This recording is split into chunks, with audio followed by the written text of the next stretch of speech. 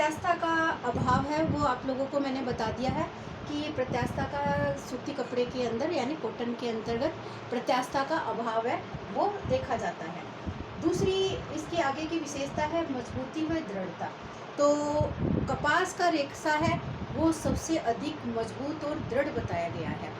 इसकी दृढ़ता हम इसके धोने के परिरक्षण के आधार पर भी बता सकते हैं कि इस कपड़े को कितना भी कूट के पीट के रगड़ के किसी भी तरीके से धो तो इस कपड़े के रेशे हैं वो खराब नहीं होते हैं। तो इसके अंतर्गत क्या होता है, पर्याप्त मजबूती पाई जाती है।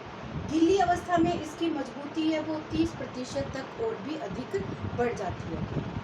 जैसा कि आप जैसे ऊन वाला रेशा पढ़ोगे तो वो गीली अवस्था में उसकी मजबूती है वो कम हो जाती है, जबकि कपास के रेशे में गीली अवस्था में इसकी मजबूती है वो और भी अधिक बढ़ जाती है। तो ये आपको देखना है। प्रतिस्कंदता। प्रतिस्कंदता का मतलब मैंने आपको बताया था कि कपास का रेशा है तो उस रेशे को अगर हम इस तरीके से उसकी संरचना को दबाएं तो दबाने पे तो वो दब जाता है, लेकिन उसको छोड़े तो फिर वो अपनी इस तरीके से पूर्व में आकृति थी तो वो उस तरीके की आकृति में परिवर्तित हो जाता है। लेकिन कपास के रेशे के अंदर प्रतिस्कंदता का भी पूर्ण रूप से अभाव पाया गया है। तो यही मैंने लिखा है कि पूर्व आकृति ग्रहण करने की क्षमता का इसके अंतर्गत अभाव देखा जाता है, क्योंकि ये न दबता है न बढ़ता है किसी भी तरीके का। प्रतिस्कंदता और प्रत्यास्थता दोनों का ही इसके अंतर्गत सबसे ज़्यादा अभाव देखा गया है। ये दोनों चीज़ है वो ऊनी रेशे में सबसे ज़्यादा अधिकता का गुण उसके अंदर देखा गया है। तो उसके अंतर्गत आप लोगों जब इन दोनों पॉइंटों को पढ़ोगे तो उस समय आपको ये और अधिक अच्छे से समझ में आ जाएगा। आगे का लिखा है सिकन प्रतिरोधकता। सिकन का मतलब सिकुड़ना। आपको सबको पता है कि कॉटन कपड़े से जब हम कपड़े सिलवाते हैं तो सिलवाने से पहले कपड़े को शिकन प्रतिरोधक बनाना पड़ता है। उसके लिए क्या करना पड़ता है कि जैसे कपड़े को हमें 4 से 6 घंटे पानी में भिगो के छोड़ देना है और छोड़ने के बाद उसको सुखा के प्रेस करके उसके बाद हम उस कपड़े से कपड़े सिलवाते हैं ताकि वो सिलवाने के बाद छोटे ना हो। तो ये कॉटन कपड़े के अंदर सिकन प्रतिरोधकता का गुण है वो देखा जाता है। विमितीय स्थायित्व का गुण भी इसके अंदर देखा जाता है। मतलब स्थायित्व नाम से ही आपको यहाँ पे स्पष्ट हो रहा है स्थायित्व, यानी इसके अंदर स्थिरता का गुण है वो देखा जाता है। इसका कपड़ा है जैसा आप मतलब इसको जिस रूप में देखोगे वही रूप इसके अंदर पाया जाता है। तो विमितीय स्थायित्व का गुण भी इसके अंदर पाया जाता है। ताप संवाहक, ताप को सहने की क्षमता। ताप संवाहक का मतलब है कि ताप को सहने की क्षमता होती है।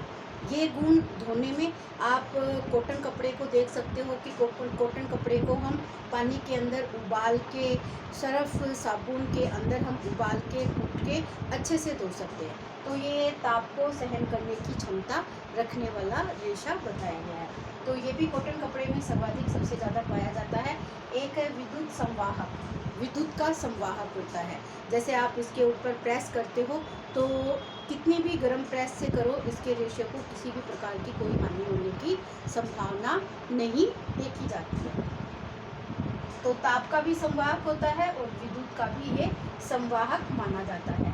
प्रकाश का प्रभाव। प्रकाश का प्रभाव जैसा कि अभी मैंने बताया है आप लोगों को कि धूप में सुखाने के बाद इसके रेशे धीरे धीरे कमज़ोर हो जाते हैं, कलर है वो उड़ने लगता है। तो ये प्रकाश का प्रभाव है, इसके अंदर रेशे है वो कमज़ोर हो जाते हैं, इसलिए हमें इसको धूप में नहीं सुखाना चाहिए। धूप में वाइट कपड़े हैं वो धीरे धीरे पीले रंग में भी परिवर्तित होते हुए दिखाई देते हैं। रगड़ का प्रभाव। रगड़ मतलब हम इसको कूटते हैं, प्रेस रगड़ते हैं तो वो उस तरीके का प्रभाव इसके ऊपर कैसा होता है। तो ये प्रभाव भी इसके अंदर काफ़ी होता है। किसी भी तरीके से हम रगड़ के, धो के, कूट के, पीट के इसको अच्छे तरीके से उपयोग में लेने लायक है वो हम बना सकते हैं। दाहता का गुण यानी ज्वलनशीलता का गुण इसके अंदर कैसा होता है। आप जितने भी रेशे पढ़ोगे उसमें ये गुण भी सबके अंदर देखना होगा कि सूती कपड़ा है जलने के बाद कैसी होती है, कैसी उसकी गंध आती है और किस तरीके की उसकी राख होती है। तो ये भी प्रश्न है, वो बहुत बार पूछे जाते हैं कि ऊनी कपड़े को जलाने पर उसकी राख कैसी होती है, उसकी गंध कैसी आती है, या उसकी आकृति है वो किस तरीके की जलने की स्मेल को आप महसूस कर सकते हो। तो कॉटन का रेशा है, ये आपको कागज़ के समान जलता हुआ दिखाई देगा। यानी जैसे हम कागज़ को जलाते हैं तो वैसे ही कॉटन का रेशा भी कागज़ का जलता है।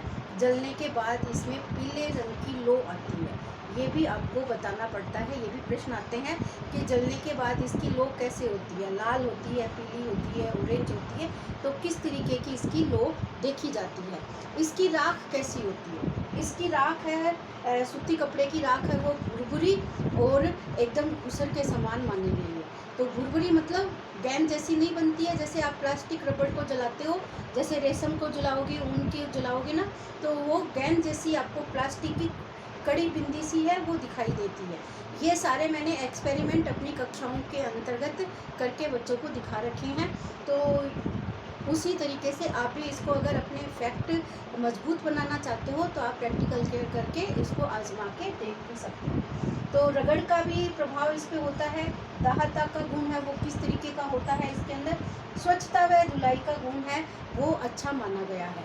आप इसको किसी भी तरीके से बताया है ना, रगड़ के, धो के, कूट के, उबाल के किसी भी तरीके से धो सकते हो, ये रेशा आसानी से साफ हो जाता है। तो इसके अंदर स्वच्छता का गुण भी है वो अच्छा मिलता है। सिकुड़न का गुण बता ही दिया आप लोगों को कि ये रेशा सिकुड़ने का गुण होता है। लेकिन आजकल जो परिसज्जाएं वस्त्रों के ऊपर की जाती है, परिसज्जाओं से संबंधित टॉपिक हमारा आगे आएगा, अभी मैं लाइन से कंटिन्यू करके चला रही हूँ। और परिसज्जाओं का मतलब होता है कि जो हमने करघे के ऊपर कपड़ा बना लिया, उस करघे के बनाने के बाद जो कपड़ा निकलता है तो उसको आकर्षक, चमक और सुंदर बनाने के लिए उनके ऊपर अलग अलग तरीके की परिसज्जाएं की जाती है।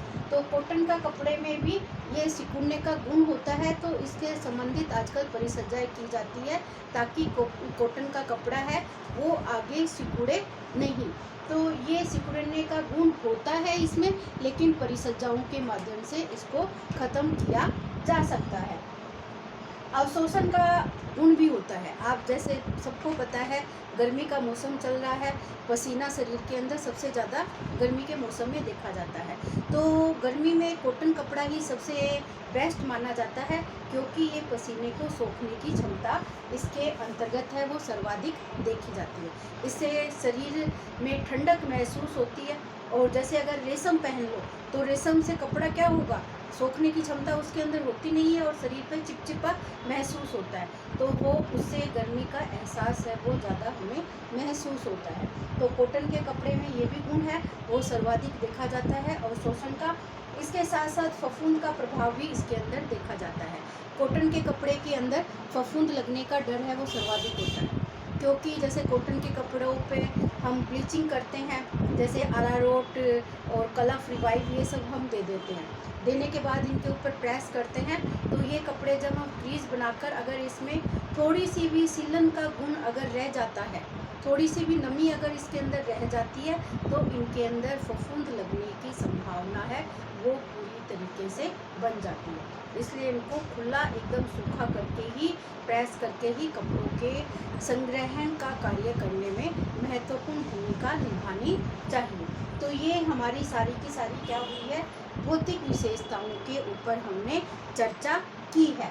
अब बाकी की चर्चा हमारी रहेगी रासायनिक विशेषताओं में। रासायनिक में अम्ल का प्रभाव, क्षार का प्रभाव, विरंजक का प्रभाव, पसीने का प्रभाव और रंगों का प्रभाव, ये 5 विशेषताएं हैं वो हमारी रासायनिक के अंतर्गत आती है।